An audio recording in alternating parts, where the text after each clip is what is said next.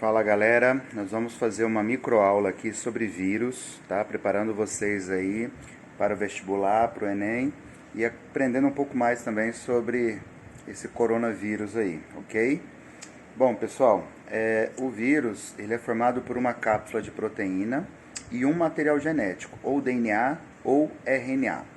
Segundo os estudos, o coronavírus ele é formado por RNA vírus, tá? Bom, no caso do coronavírus, já aproveitando, além da cápsula de proteína, eles apresentam um envoltório de gordura, né? E isto provavelmente é um dos fatores que dificulta o reconhecimento dele, né, tão rápido no nosso organismo. Mas vamos lá. Bom, pessoal, o vírus ele se encaixa na célula através de um sítio ativo. Esse sítio ativo vai penetrar o material genético, né? Segundo as pesquisas que o pessoal tem feito sobre o coronavírus, ele tem um probleminha. Ele entra inteiro. Ele entra o material genético e a cápsula, né? Segundo as pesquisas, tá? Quando isso acontece, é mais difícil a gente fazer a defesa. Por quê? Se o vírus ficar do lado de fora, nós conseguimos, através do sistema de defesa, fazer a defesa eficiente dessa cápsula externa, ok? Bom, vamos lá. Como a gente sabe, os vírus eles são acelulares, e aqui nós temos o exemplo do influenza vírus, tá? Que é o mesmo do H1N1, e ele tem um envoltório também de gordura, né? E do outro lado você tem um bacteriófago, que é um vírus mais simples que destrói bactérias.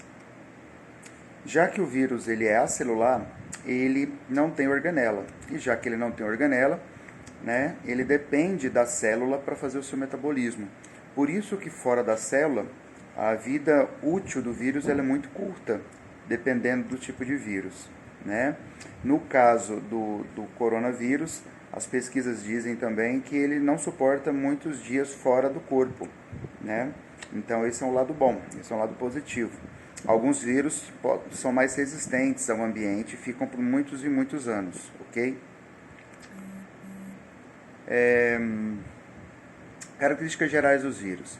O vírus ele é um parasita intracelular obrigatório. Normalmente ele encaixa na verdade na célula e deposita o material genético dentro da célula, né? Voltando ao coronavírus, o vírus ele entra inteiro, né, com cápsula e material genético. Isso é uma coisa negativa para a gente, certo? Bom, os vírus eles têm dois tipos de ciclo. No caso do coronavírus, vou ficar sempre reforçando ele apresenta o ciclo lítico, que é o ciclo da destruição imediata. Ele chega e começa já a parasitar células. No ciclo lisogênico, o vírus ele entra na célula, ele se prende ao material genético da célula e vai se multiplicando juntamente com a célula. Um dia ele entra no ciclo lítico. Isso acontece com o vírus HIV. Algumas doenças para a gente conhecer, ok? Para a gente começar a falar das doenças, aí uma piadinha aí, né, que é do curso de Homem-Bomba. Vírus é assim, ele vem para destruir mesmo, não quer saber se ele vai morrer, se ele vai viver, ele quer fazer o mal. Bom, pessoal, aqui nós temos a dengue, tá? Ela é causada pelo arbovírus, ele afeta as plaquetas. As plaquetas são responsáveis pelo processo de coagulação sanguínea, e quando você destrói as plaquetas, o sangue fica mais ralo e aumenta a chance de hemorragias. Aí nós temos algumas coisas do quadro clínico: febre alta, dor de cabeça, mancha avermelhada na pele, calafrios, dores, prostração. E a prevenção é o uso de inseticida e evitar água parada. Aí, ó, nas imagens, nós temos as manchas avermelhadas na pele, uma montagem besta. E aí nós temos uma prova do laço, uma pessoa que está tendo dengue hemorrágica, né? A febre amarela, ela é parente da dengue, tá? Então ela destrói a plaqueta do mesmo jeito, só que ela é mais forte. Portanto, seus sintomas são mais fortes do que o da dengue, tá? E por que a gente fala mais da dengue do que da febre amarela? A gente fala mais da dengue porque a febre amarela apresenta vacina, ok? Já a dengue não tem vacina ainda. Aqui, como que é o mapa no Brasil da febre amarela, para a gente ter uma noção, a região verde é onde mais afeta, ok?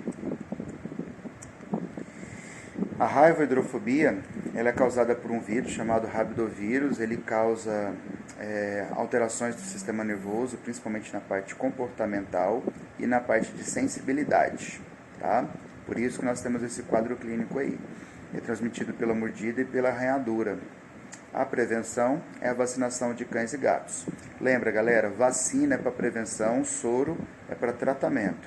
Então não adianta a gente pensar em remédio específico para o coronavírus. Nenhuma doença viral tem um remédio que destrói o vírus. Quem destrói vírus é o nosso sistema imunológico. Para isso, nós temos então ter uma imunidade boa, que é adquirida com boa alimentação, atividade física e estado emocional. Questão da felicidade mesmo.